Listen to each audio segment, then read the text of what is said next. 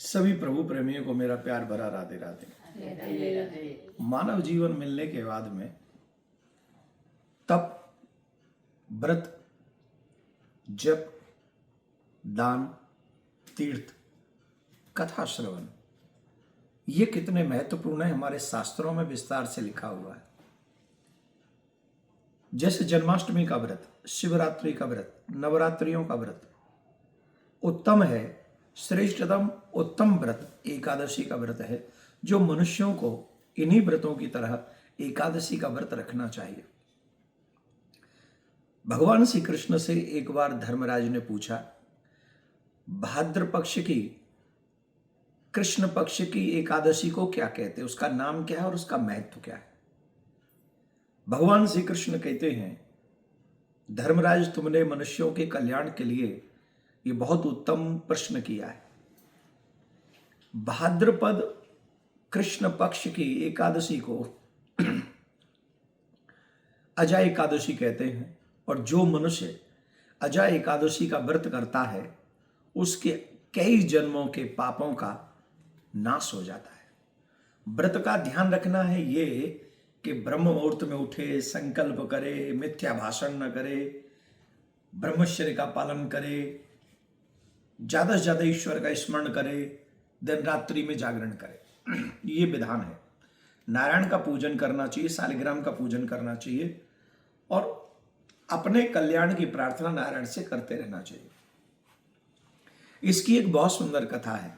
भगवान श्री कृष्ण कहते हैं, सूर्यकुल में, सूर्यवंश में एक राजा हुए हरिश्चंद्र, जो सत्य निष्ठा के लिए बहुत जाने माने थे। सत्य बोलने के लिए, अपने वचन से पीछे न हटने के लिए उनकी प्रतिष्ठा थी। आप लोग देखते हैं आजकल व्यक्ति बात बात पे झूठ बोलता है, इतना झूठ बोलता है। रामचरितमानस कहता है कि नहीं असत्य सम पातक पुंजा, असत्य के समान कोई पाप नहीं है, और धर्म न दूसर सत्य समान, सत्य के समान कोई धर्म नहीं। इसलिए मनुष्य को हमेशा सत्यवादी होना चाहिए। राजा हरिश्चंद्र इसी बात के लिए फेमस थे। उन्होंने स्वप्न में विश्वामित्र जी को अपना राज्य दान में दे दिया था। स्वप्न में उनको स्वप्न हुआ कि विश्वामित्र जी आए हैं और उन्होंने वो दान कर दिया है। आजकल तो व्यक्ति दान से घबराते हैं, भगवान से मांगने के लिए सब पहुंच जाते हैं, पर भगवान की सेवा के लिए, दान पुण्य के लिए उनके जो है रोंगटे खड़े हो जाते हैं कि ये देना भी पड़ेगा। राजा हरिश्चंद्र ने स्वप्न में दान किया था मात्र, और जब उठे तो सामने सवेरे सवेरे विश्वामित्र जी आ गए। और विश्वामित्र जी आ गए, बोले मैं तुम्हारा राज्य लेने आया हूं, तुमने जो दान दिया है मेरे को दान दो। तो उन्हें भ्रम नहीं हुआ, उनको पता ही था मैं स्वप्न में दान कर चुका हूं। अब स्वप्न का दान और प्रत्यक्ष का दान, 10-5 हजार डॉलर नहीं मांगे थे उन्होंने, पूरा राज्य ही ले लिया, वो भी स्वप्न में। और विश्वामित्र जी को बड़ी खुशी खुशी दान कर दिया राज्य। लेकिन दान के बाद भी दक्षिणा बाकी है, दक्षिणा भी देनी है। तो दक्षिणा है 60 किलो स्वर्ण। तो बोले खजाने से ले आओ। तो विश्वामित्र जी ने कहा, जब राज्य ही मेरा हो गया तो खजाना कहां से तेरा रहा, ये भी मेरा ही हो गया, और अगर तूने दक्षिणा नहीं दी तो तेरा ये सब दान पुण्य सब नष्ट हो गया, बेकार हो जाएगा, तुझे पुण्य नहीं लगेगा, पाप लगेगा उल्टा। तो हरिश्चंद्र जी ने कहा, गिव मी सम टाइम। 1 महीने का समय मांगा, और 1 महीने के समय में राजा हरिश्चंद्र ने अपने आप को, अपनी पत्नी को, अपने बेटे को काशी में बेच दिया। किसके लिए? अपने वचन के सत्य होने के लिए, अपने धर्म पर टिके रहने के लिए, मेरा वचन झूठा ना हो जाए इसके लिए उन्होंने अपने आप को काशी में, किसके यहां, एक डॉम के यहां बेच दिया। काम क्या करते हैं? गंगा जी के तट पे जो सब जलाए जाते हैं उनसे कफन लेते हैं, कर लेते हैं टैक्स। एक महाराज सम्राट राजा क्या काम कर रहा है? It's not easy, it's easy to say but very difficult to understand and doing. बहुत मुश्किल है। धर्म की रक्षा कैसे की जाती है ये हमें इतिहासों से पढ़ना चाहिए, पूर्व के इतिहास में पढ़ना चाहिए, तब धर्मात्मा है। आर्टिफिशियल रिलीजियस नहीं हो सकते हम लोग।